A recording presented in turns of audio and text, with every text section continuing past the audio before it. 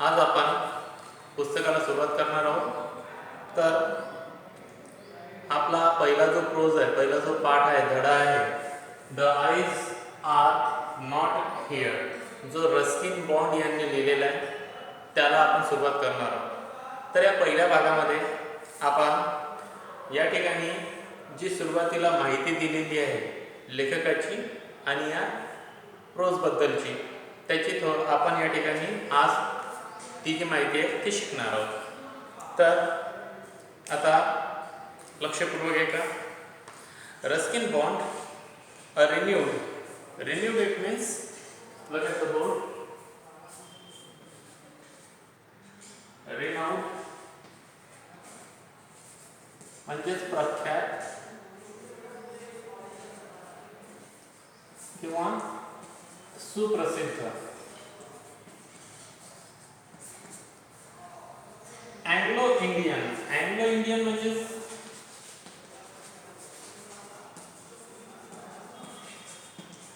Anglo Indian म्हणजेच एक British व एक भारतीय पालक म्हणजे आईवडील असलेला अँग्लो इंडियन रायटर. तर रस्किन बॉन्ड हे जे आहेत हे अँग्लो इंडियन रायटर होते. म्हणजेच एकतर त्यांची आई भारतीय असेल आणि वडील ब्रिटिश असतील, किंवा आई ब्रिटिश असेल आणि वडील भारतीय असतील. अशा पालकांपासून जे मूल जन्माला येते त्याला अँग्लो इंडियन असं म्हटलं जात असते. आणि जे अँग्लो इंडियन रायटर आहेत, ज्यांचे पालक ब्रिटिश आणि भारतीय असे दोन्हीही आहेत, तर त्या रायटरमध्ये, त्या लेखकांमध्ये सर्वात प्रसिद्ध जे आहेत ते आहेत Ruskin Bond. Was born in Kasauli, Himachal Pradesh. आणि हिमाचल प्रदेशच्या कसौलीमध्ये त्यांचा जन्म झालेला होता. India in 1934. आणि भारतामधील हिमाचल प्रदेशमधील कसौली येथं 1934 मध्ये त्यांचा जन्म झालेला होता. हे ग्रेव up in Jamnagar, Dehradun and Shimla. आता त्यांची लहानापासून मोठी होण्याची, वाढ होण्याची जी ठिकाणं आहेत, जिथे ते लहानाचे मोठे झालेले आहेत, ते आहे जामनगर, देहरादून आणि Shimla. In his writing career of about 40 years, he has written essays and novels and more than 30 books for children and over 100 short stories.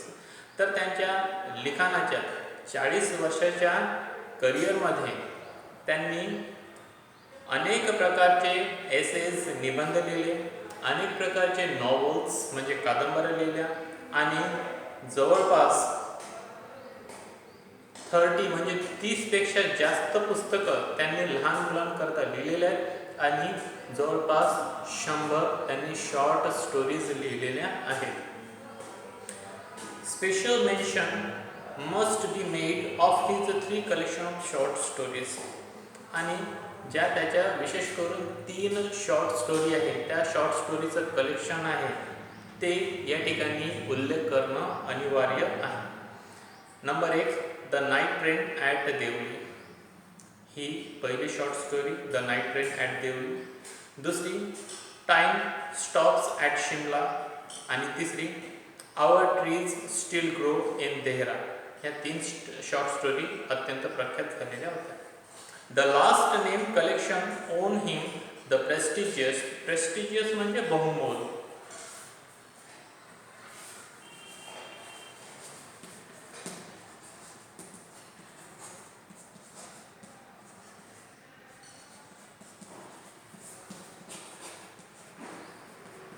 बहुमोल किंवा अनमोल. The prestigious Sahitya Akademi award for English writing in India in 1992. तर या 3 पैकी जी शेवटची short story आहे, कोणती आहे? Our trees still grow in Dehra. याला त्यांच्या लिखाणाबद्दल भारतामध्ये त्यांना 1992 मध्ये साहित्य अकादमी अवॉर्ड हा अत्यंत बहुमोल मानाचा अवॉर्ड त्यांना त्या ठिकाणी देण्यात आलेला होता. He has also edited two anthologies.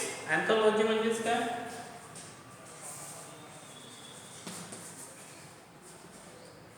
Anthology म्हणजे काव्य संग्रह. काव्य संग्रह. He has also edited two anthologies, the Pension Book of Indian Ghost Stories and Pension Book of Indian Railway Stories.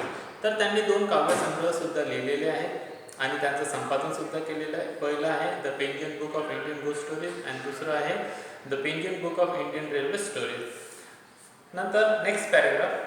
Ruskin Bond wrote his first novel, The Room on the Roof, when he was merely 17. Merely म्हणजे केवळ, फक्त, मात्र. केवळ, फक्त किंवा मात्र.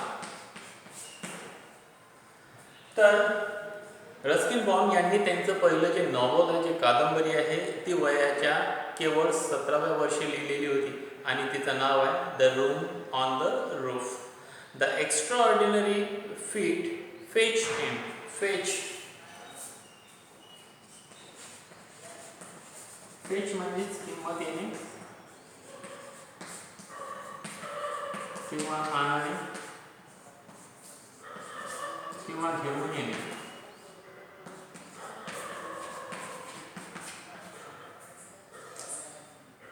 Fetch him the John Llewellyn Memorial Prize in 1957.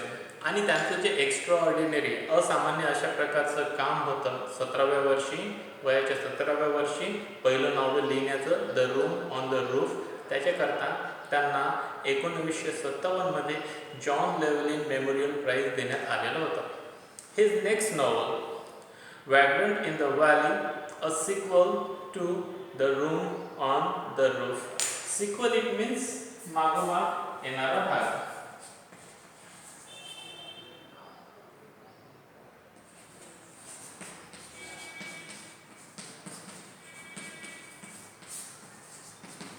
मागोमाग येणारा भाग.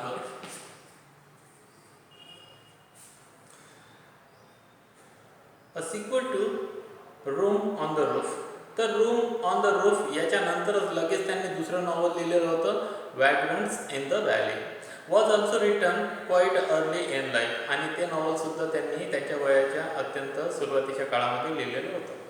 He also published a collection of non-fiction under the title. Non-fiction म्हणजे सत्य घटना. Non-fiction सत्य घटना.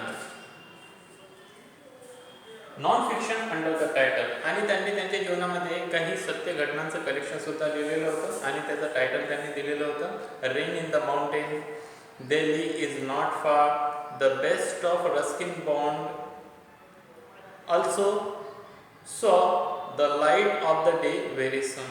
आणि अशा प्रकारचे त्यांचे जे कलेक्शन आहे ते या ठिकाणी दिलेले आहेत की जे नॉन फिक्शन आहे, सत्य घटनेवर आधारित आहे.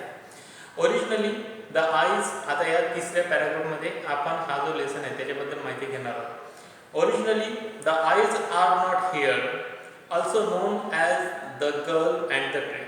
आता हा जो लेसन आहे, हा जो प्रोज आहे, the eyes are not here, याला आणखी एका नावानं ओळखले जाते, the girl and the train. एक मुलगी आणि एक ट्रेन. आणि तो रस्किन बॉन्डनेच लिहिलेला आहे.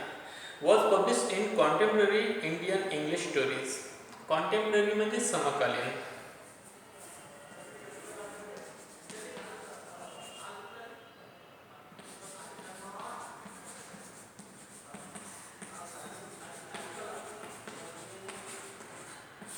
तर त्यांची जी समकालीन इंग्लिश रायटिंग होती भारतामधील, तर त्याच काळामध्ये त्यांनी हे सर्व लिखाण केलेलं होतं. It is a touching tale. Tale म्हणजे गोष्ट, कथा, ऑफ टू अनफॉर्च्युनेट. अनफॉर्च्युनेट म्हणजे दुर्दैवी पॅसेंजर्स. तर दोन दुर्दैवी जे पॅसेंजर आहेत त्यांची दुर्दैवी घटना या ठिकाणी जी अत्यंत मनाला स्पर्श करून जाणारी गोष्ट आहे, अशी ती कथा, गोष्ट या ठिकाणी त्याने प्रेझेंट केलेली होती. Who sat in proximity. Proximity means in proximity म्हणजेच सानिध्यात किंवा शेजारी. In proximity the compartment of a train. आणि एका ट्रेनच्या कंपार्टमेंटमध्ये, एका ट्रेनच्या डब्यामध्ये ते शेजारी शेजारी बसले होते. अशा दुर्दैवी 2 पॅसेंजरची, यात्रेकरूंची कथा त्याने या ठिकाणी सांगितलेली आहे. तर हा जो पहिला सुरुवातीचा इंट्रोडक्शनचा भाग आहे तो भाग या ठिकाणी संपलेला आहे. तर आजचा भाग आपण इथं संपवणार आहोत. So students, have a good day to all of you. Thank you very much.